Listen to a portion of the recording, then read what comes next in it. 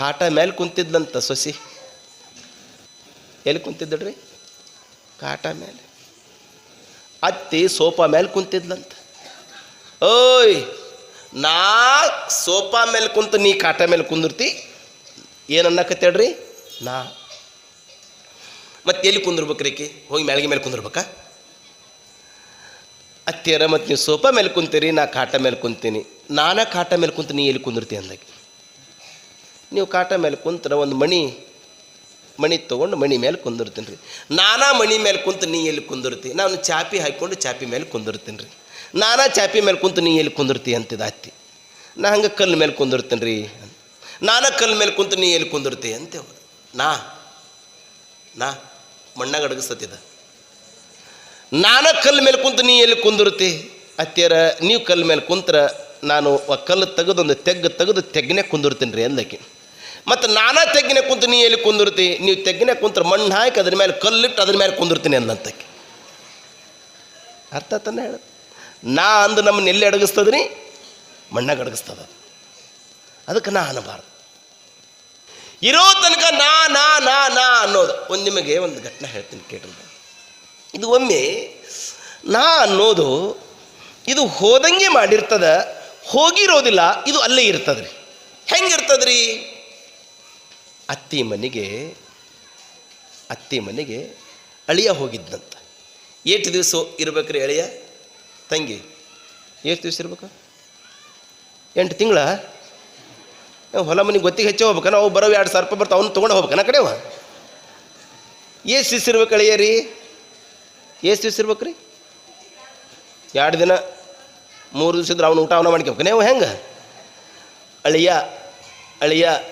1ನೇ ದಿವಸ ಬಂದಾಗ ಯವ್ವ ಹೆಂಗೆ ರೀ? ಬಾರಿ ಸತ್ಕಾರ ಬಸವರಾಜ್ ಸರ್. ಅವ್ರಂತಾರೆ ಸಾಕ್ರಪ್ಪ ಹೋಗಿ ಕೈ ಮುಗಿದ್ಬಿಟ್ಟಿನಿ ಅಂತಾರೆ ಅವರು. ಅಳಿಯ ಮೊದಲ ಮಾವನ ಮನೆಗೆ ಅತ್ತಿ ಮನೆಗೆ ಬಂದಾಗ ಭಾರಿ ಸತ್ಕಾರ. 8 ದಿವಸ ಅಲ್ಲೇ ಟೆಂಟ್ ಹೊಡೆದ್ರೆ ಅಡಿಗೆ ಸಖತ್ ಖಾರ. ರಾತ್ರಿ ಗಾಡಿ ತೊಗೊಂಡು ಊರಿಗೆ ಪಾರವ. ಅವೇ ಹೆಂಗೆ ಉಳಿತೇನ್ರಿ?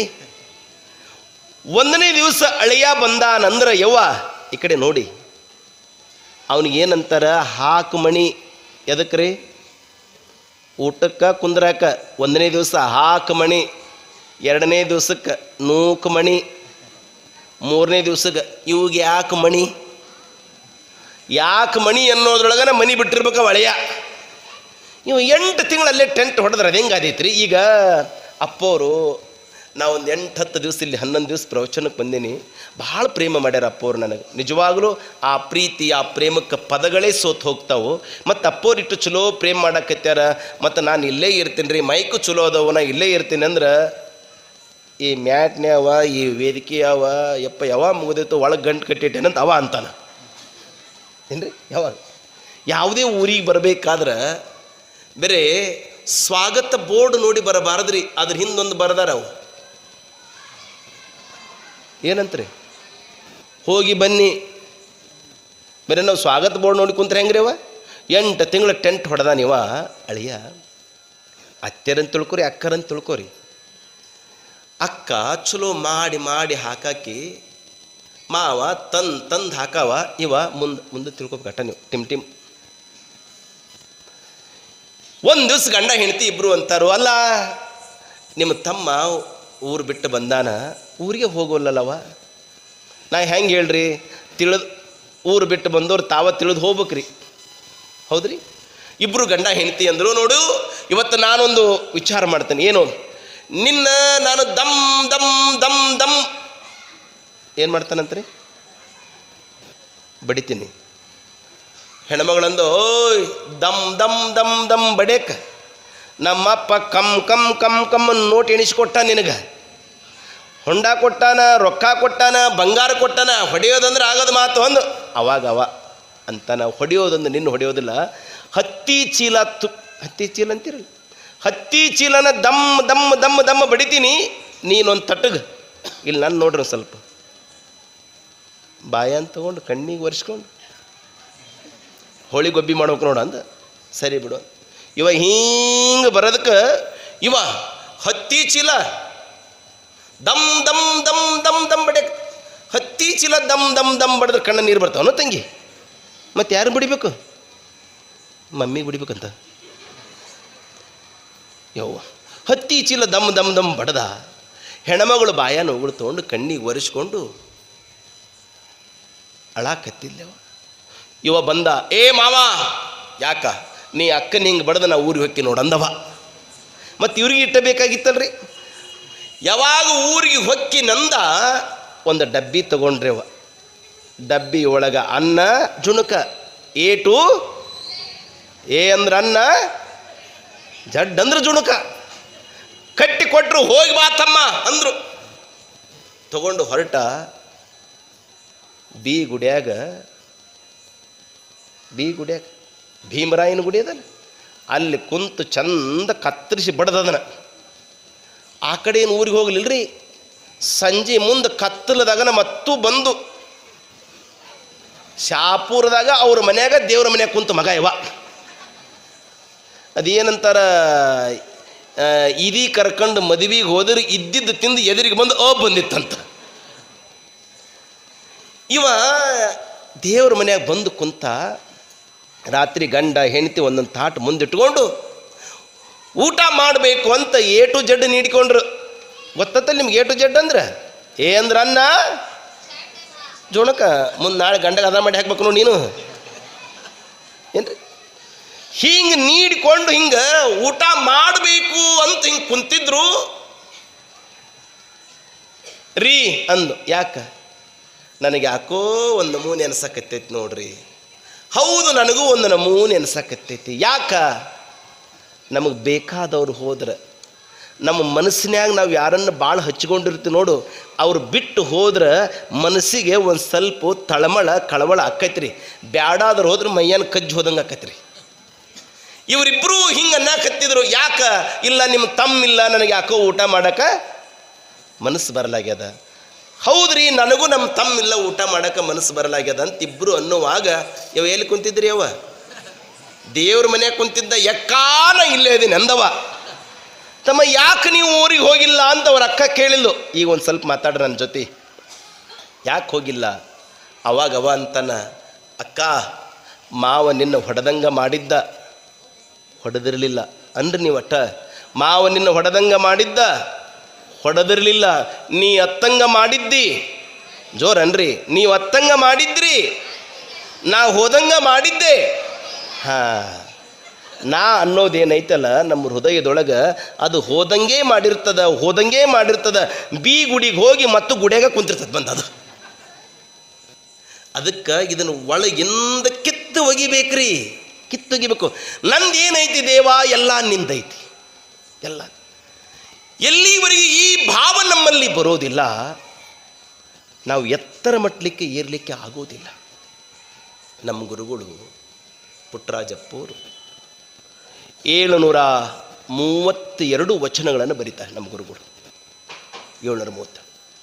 ಅದರಲ್ಲಿ ಒಂದು ವಚನ ಈ ಸಂದರ್ಭ ನೋಡಿ ಎಷ್ಟು ಚೆನ್ನಾಗಿದೆ. ನಾನು ಮಾಡಿದೆ, ನಾನು ನೀಡಿದೆ ಎಂಬ ಹಮ್ಮಿನೊಳಗೆ ಸಿಕ್ಕು ನಿಮ್ಮ ನಾನು ಮರೆದೆನಯ್ಯ. ಈ ಹಮ್ಮ ಬಿಡಿಸಿ ಸರ್ವತ್ರ ನೀನೆಂಬ ಭಾವನೆ ಹಿಡಿಸಿ ಎತ್ತಿಕೊಳ್ಳಯ್ಯ ತಂದೆ ಗುರುಕುಮಾರ ಪಂಚಾಕ್ಷರೀಶ್ವರ. ನಾನು ಮಾಡೀನಿ ಎನ್ನುವ ಮನೋಭಾವ ನಮಗೆ ಬ್ಯಾಡ. ಯಾಕೆ? ಇಷ್ಟೆಲ್ಲ ಕೊಡುವಂಥ ದೇವರು ನಮಗೆ ಕೊಟ್ಟಿದ್ದಾನೆ. ಕೆರೆಯ ನೀರ ಕೆರೆಗೆ ಚೆಲ್ಲಿ ವರವ ಬೇಡುವರು ನಾವೆಲ್ಲಿ. ಕೊಟ್ಟಿದ್ದು ಸ್ವಲ್ಪ. ಜಂಬ ಕೊಚ್ಚಿಕೊಳ್ಳೋದು ಭಾಳ. ತಾಯಿ ಜಂಬ ಕೊಚ್ಚಿಕೊಳ್ಳೋದು ಭಾಳ. ವಿಶ್ವದ ಇತಿಹಾಸದೊಳಗೆ ನಾವೆಲ್ಲ ಮಹಾತ್ಮರನ್ನು ನೋಡಬೇಕು. ಅಪ್ಪ ಬಸವಣ್ಣನವರು ಬಾಗಿದ ತಲೆ ಮುಗಿದ ಕರವಾಗಿರಿಸು ಕೂಡಲ ಸಂಗಮ ದೇವ. ಯಾಕೆ?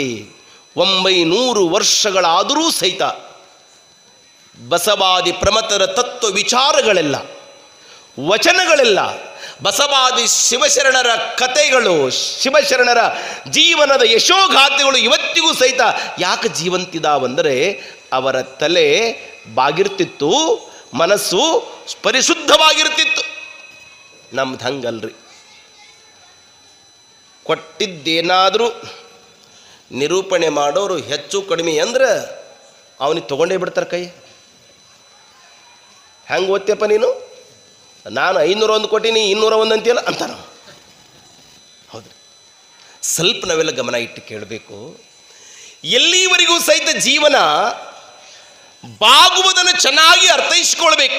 ಈಗ ನೀವು ಹಳ್ಳದ ಒಳಗೆ ಹಿಂಗೆ ಹಳ್ಳ ನೋಡಿ, ಹಳ್ಳದ ಹತ್ತಿರ ಅಲ್ಲಿ ಒಂದು ಆಪು ಇರ್ತದೆ, ಒಂದು ಜಾಲಿ ಮರ ಇರ್ತದೆ. ಆಪು ಜಾಲಿ ಮರ ಎರಡೂ ಗೆಳೆತನ ಮಾಡಿದ್ವು ಅವು. ಹಿಂಗೆ ಇದು ಅಂತು ಯಾವುದು ಆಪಂತು, ಅಯ್ಯ ದೋಸ್ತ್ ಯಾಕೋ ಮಳಿ ಭಾಳ ಆಗ್ಯದ, ನೀರು ರಭಸವಾಗಿ ಹರಿದು ಬರ್ತಾ ಇದೆ, ನೀನು ಆ ನೀರು ಬಂದಾಗ ಒಂದು ಸ್ವಲ್ಪ ಬಾಗಿಬಿಡು ಹೋಗಿಬಿಡ್ತದೆ. ಅವಾಗದು ಜಾಲಿಗಡಂತೂ ನೀ ಬೇಕಿದ್ರೆ ಬಾಗು, ನಾ ಬಾಗೋಲ್ಲ ಅಂತ. ಆಪು ಬಾಗಿತ್ತು, ಜಾಲಿಗಿಡ ಹಿಂಗ ನಿಂತಿತ್ತು, ಬೇರೆ ಸಮೇತವಾಗಿ ಕಿತ್ಕೊಂಡು ಹೊಂಟಿತ್ತು. ಆಪು ಕರಿತು, ಓ ದೋಸ್ತ ಇನ್ನೊಂದು ಸ್ವಲ್ಪ ಬಿಗುಮಾನದಿಂದ ನಿಲ್ಬಾ ಅಂತು. ಅವಾಗದು ಅಂತು ಜಾಲಿಗಿಡ, ನಾವು ಹೋಗಿ ಬರ್ತೀನಿ ದೋಸ್ತ್, ಟಾಟಾ ಬಾಯ್ ಬಾಯ್ ಅಂತಂತದು. ಯಾವುದು ತಾಯಿ,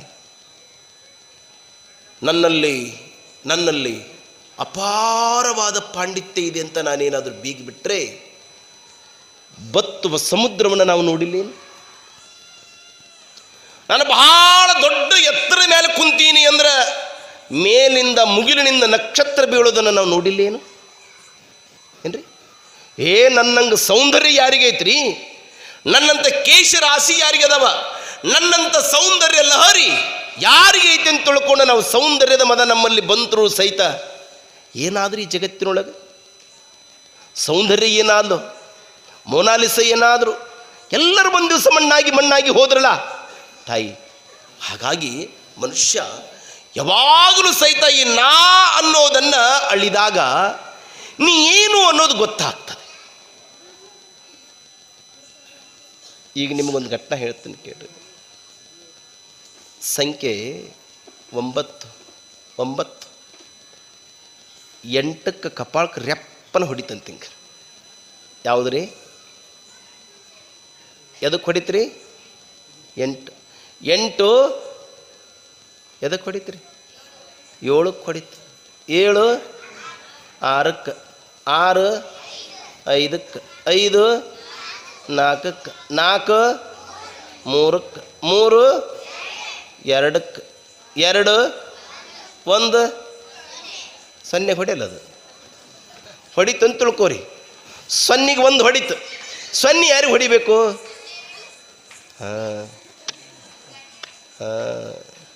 ಈಕೆ ಸಂಡೇ ಪೀಸ್ ಕೊಟ್ಟು ಕಲಿಯಕ್ಕೆ ನೋಡ್ರಿ. ಈಕೆ 0 ಅಂತೂ ಅವ್ರು ಹೊಡೆದಾರಂತ. ಅದು 9 ಹೊಡೆದು 8ಕ್ಕೆ ಹೊಡೆದ ಮೇಲೆ ಅದು ಸಣ್ಣದನಿಸ್ತು. ನಾ ಯಾರಿಗೆ ಹೊಡಿಬೇಕು? ನಾವು ಹೊಡೆಯೋದು ಬೇಡ. ನಾನು ಹೊಡೆದು ದೊಡ್ಡವನಾಗೋದಕ್ಕಿಂತ ನಾನು ಯಾರ ಬಾಜು ಹೋಗ್ಬೇಕಂತ ತಿಳ್ಕೊಂಡು 1ರ ಮುಂದಿತ್ತಲ್ಲ 1ರ ಬಾಜು ಬಂದು 0 10 ಆಗಿಬಿಡ್ತದೆ. ಏನಾಯ್ತು ರೀ? 10 ಆಯ್ತು. ನಮ್ಮಲ್ಲಿ ಬಲ ಐತೆ ಅಂತ ತಿಳ್ಕೊಂಡು, ಅಧಿಕಾರದ ಬಲ ಐತೆ ಅಂತ ತಿಳ್ಕೊಂಡು ದರ್ಪ ತೋರಿಸೋದಲ್ರಿ. ಬಲವಂತರು ಬಲಹೀನರನ್ನು ಹೊಡೆದ್ರೆ